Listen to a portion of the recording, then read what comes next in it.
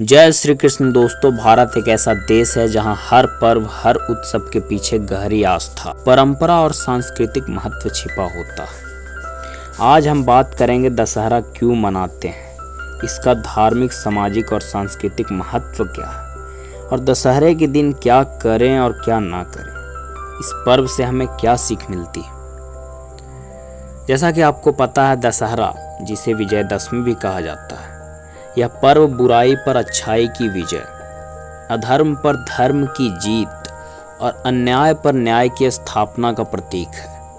हर वर्ष अश्विन माह के शुक्ल पक्ष की 10वीं तिथि को यह पर्व बड़े उत्साह और श्रद्धा से मनाया जाता है।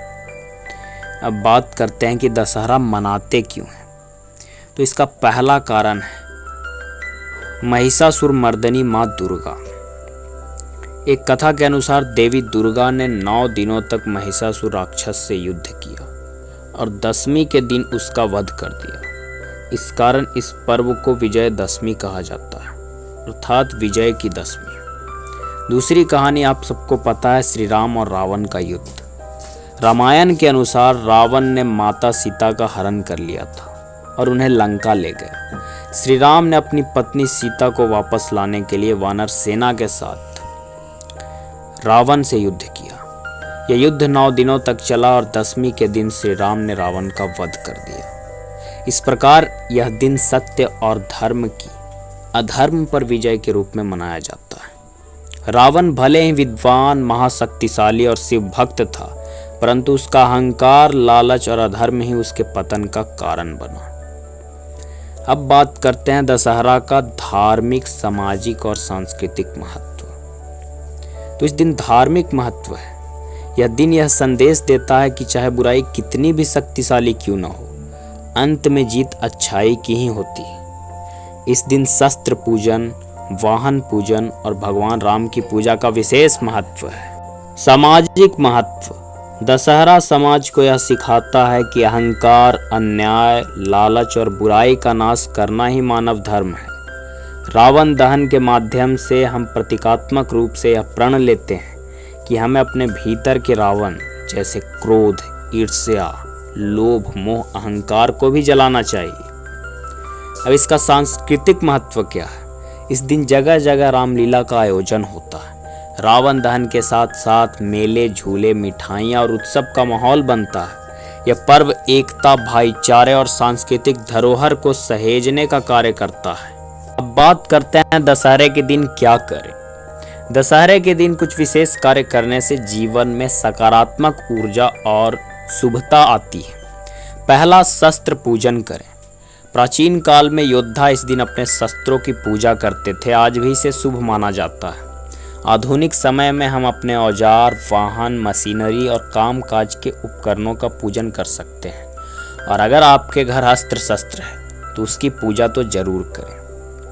दूसरा, आयुध पूजन और वाहन पूजन करें। वाहन, मशीनरी, इलेक्ट्रॉनिक उपकरण आदि का पूजन करने से कार्य में वृद्धि होती है। तीसरा, शमी या अपराजिता के पत्ते लेना शुभ माना जाता है। इसे स्वर्ण पुष्प कहा जाता है और इसका आदान प्रदान सोने के समान शुभ होता है। चौथा, रावण दहन में भाग लें। रावण दहन देखने या उसमें शामिल होने से बुराइयों को त्यागने की प्रेरणा मिलती है, और सिर्फ रावण के पुतले को जलाने से कुछ नहीं होगा। अपने अंदर के रावण को जलाने का प्रयास करें। पांचवा, सत्संग और रामायण पाठ करें। इस दिन रामचरितमानस, सुंदरकांड या दुर्गा सप्तशती का पाठ अत्यंत फलदायी होता है। छठा, दान और सेवा करें। गरीबों को भोजन, कपड़े और जरूरतमंदों को सहायता देना पुण्यकारी होता है। अब बात करते हैं दशहरे के दिन क्या ना करें।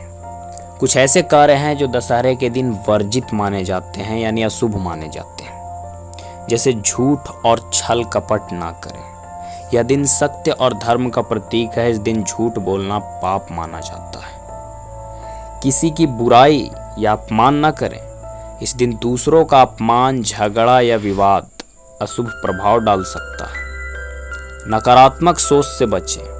रावण दहन का अर्थ ही नकारात्मकता को जलाना है, इसलिए इस दिन क्रोध, ईर्ष्या और घृणा से बचना चाहिए। कर्ज लेना या देना अशुभ माना जाता है।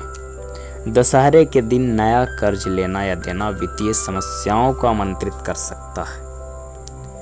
शराब और मांसाहार का सेवन ना करें। इस दिन सात्विक भोजन और पवित्रता का पालन करना चाहिए और हमें तो ये हमेशा पूरे जीवन में भी पालन करना चाहिए। अब दशहरे की शिक्षाएं क्या मिलती है हमें? दशहरा हमें जीवन के कई गहरे संदेश देता है। पहला, अहंकार का अंत निश्चित है। चाहे रावण जैसा विद्वान क्यों न हो, अहंकार उसके पतन का कारण बना। सत्य की हमेशा जीत होती है। चाहे समय कितना भी लगे, धर्म अंततः अधर्म पर विजय पाता है। स्त्री का सम्मान करें। सीता हरण के कारण ही रावण का नाश हुआ। सामूहिकता और रणनीति का महत्व।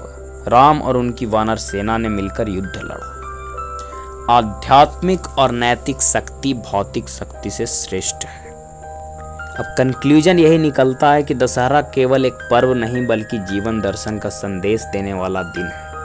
यह हमें यही याद दिलाता है कि अपने भीतर के रावण यानी काम, क्रोध, लोभ, मोह, अहंकार, ईर्ष्या, इन सबको नष्ट करना ही सच्चा रावण दहन है। धर्म, सत्य और न्याय का पालन करना ही विजयादशमी का असली उद्देश्य है।